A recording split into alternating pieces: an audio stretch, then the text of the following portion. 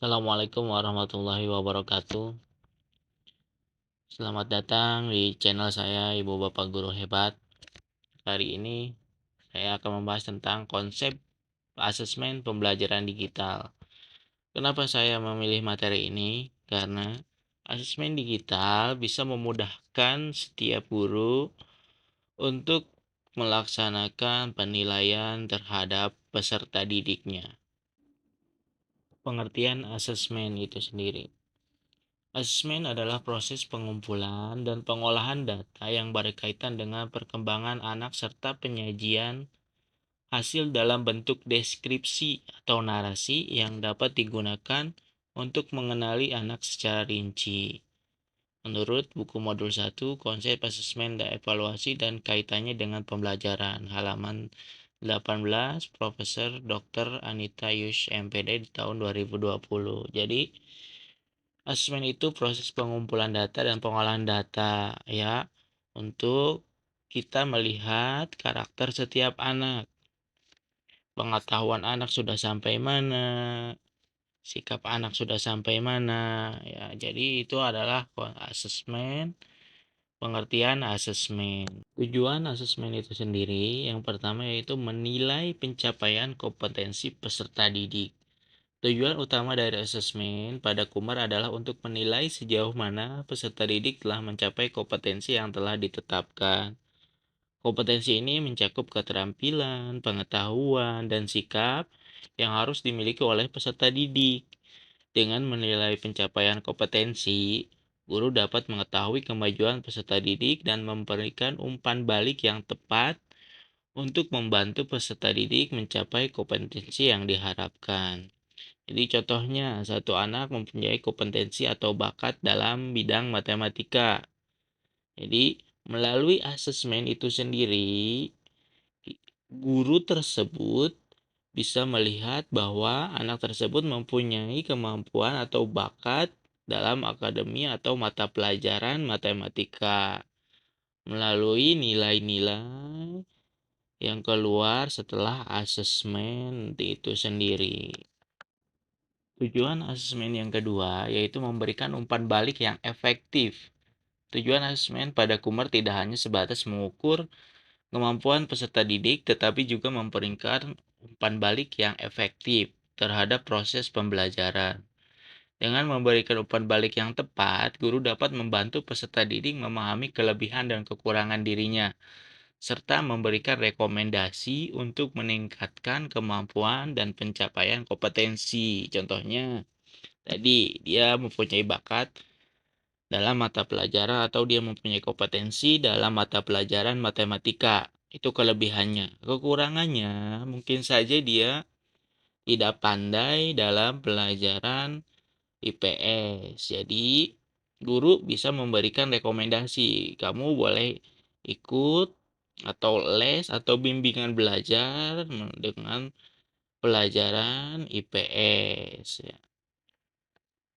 Tujuan asesmen yang ketiga yaitu meningkatkan mutu pembelajaran. Tujuan asesmen pada Kumar adalah untuk meningkatkan mutu pembelajaran. Dengan melaksanakan asesmen secara formatif, guru dapat mengetahui kekurangan dan kelebihan peserta didik, serta menyesuaikan pembelajaran agar lebih efektif. Jadi, guru bisa mengevaluasi metode pembelajarannya dengan menggunakan metode pembelajaran, strategi pembelajaran, atau model pembelajaran yang lebih efektif yang bisa memberikan peserta didik lebih mengerti lagi, lebih paham lagi akan pelajaran yang sedang berlangsung. Tentunya dengan melihat asesmen pembelajaran. Selanjutnya, tujuan asesmen yang keempat, yaitu mendorong pengembangan diri peserta didik. Tujuan Kumer adalah untuk mendorong pengembangan diri peserta didik dengan memberikan umpan balik yang efektif. Peserta didik dapat memahami kekurangan dan kelebihan dirinya serta dapat mengembangkan kemampuan yang dimilikinya. Dengan demikian, asesmen dapat membantu peserta didik dalam mencapai tujuan karir dan kehidupan yang diinginkan.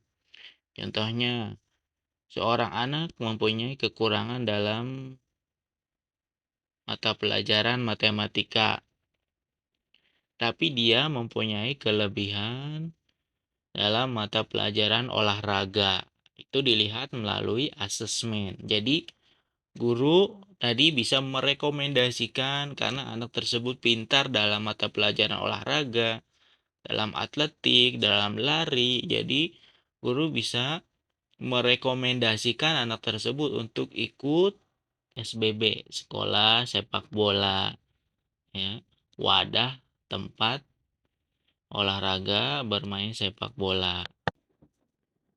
Coba kita perhatikan bersama mana yang lebih menarik bagi siswa. Di gambar 1 ada asesmen dengan cara manual, yaitu menggunakan pensil dan buku seperti biasa.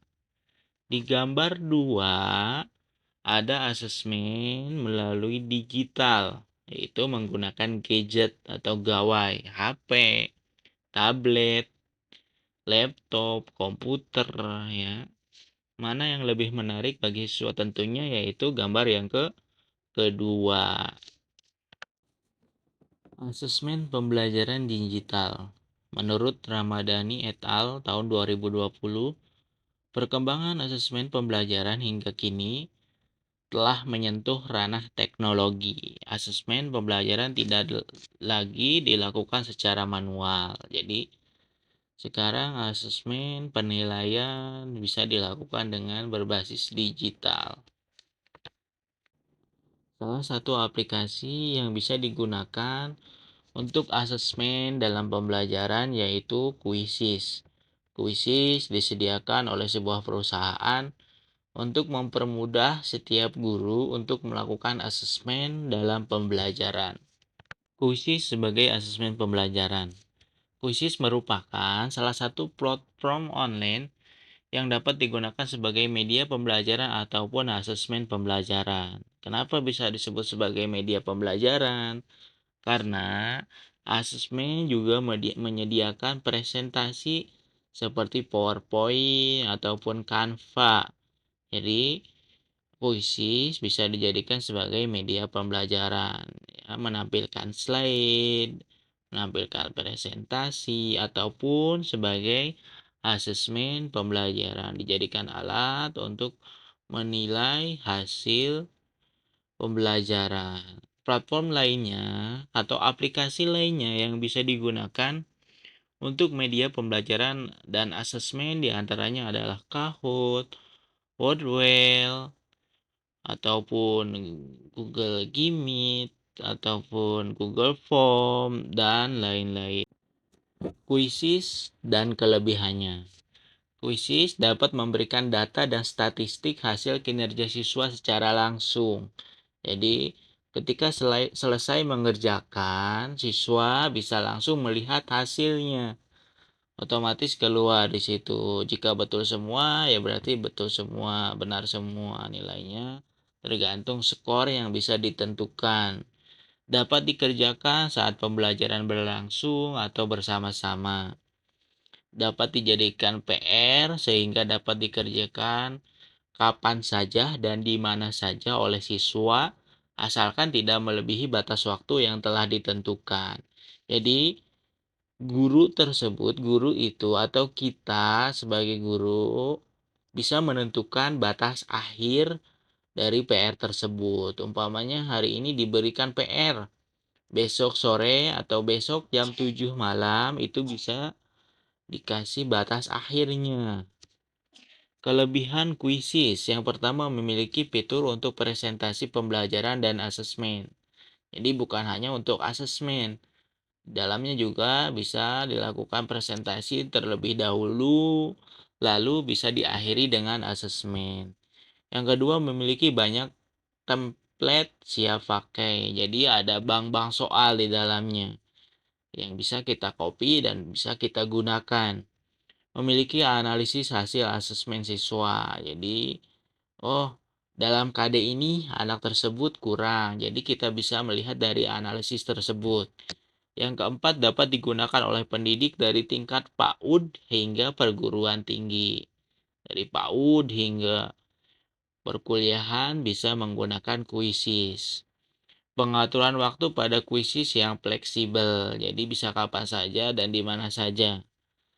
Yang keenamnya, aplikasi ini semakin menarik karena dapat menambahkan gambar ataupun meme lucu pada setiap pertanyaan. Di akhir pertanyaan, setelah anak menjawab, bisa keluar meme yang lucu.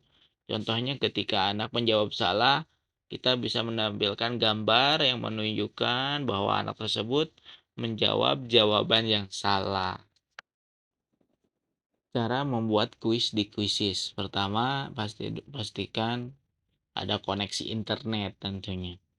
Ada laptop yang siap digunakan. Masuk ke web atau https://quizzes.com.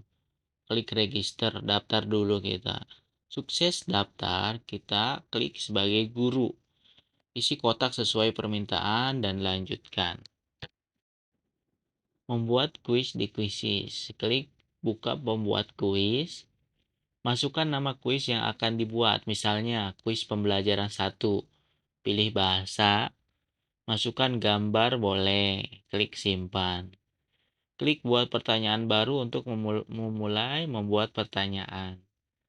Kita akan dibawa ke halaman seperti di bawah ini. Isilah sesuai dengan informasi di bawah ini. Untuk membuat pertanyaan, untuk opsi 1, opsi 2, opsi 3, opsi 4. Jadi ada pilihan gandanya di situ. Untuk menghapus pilihan cukup tekan ikon tempat sampah. Untuk jawaban yang benar, silakan tandai centang di sebelah kiri sampai berubah warnanya.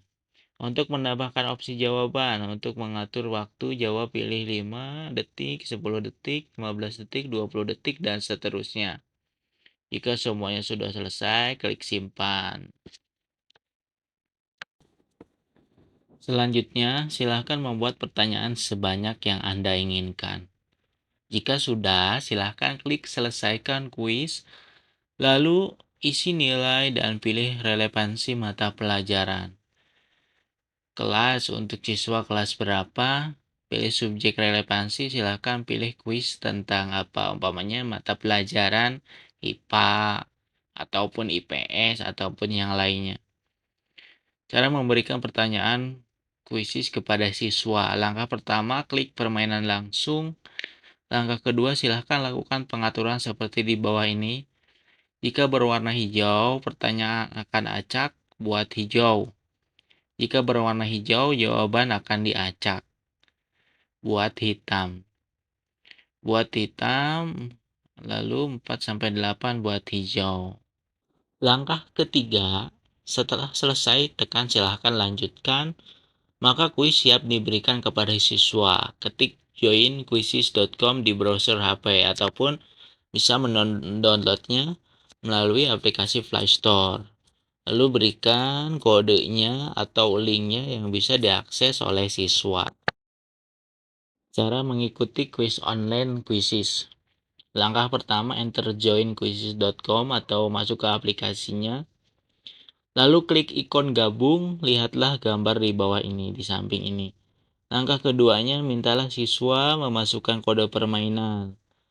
Lalu masukkan nama mereka. Siswa yang telah bergabung akan terlihat di layar laptop guru. Kuis dapat dimulai setelah semua siswa mengikuti kuis atau masuk bergabung. Guru hanya perlu mengeklik mulai. Lalu kuis berjalan. Terima kasih sudah menonton video ini. Jangan lupa like, komen, dan subscribe. Jangan lupa juga share ke teman-teman kalian agar pengetahuan dan wawasan kita bertambah.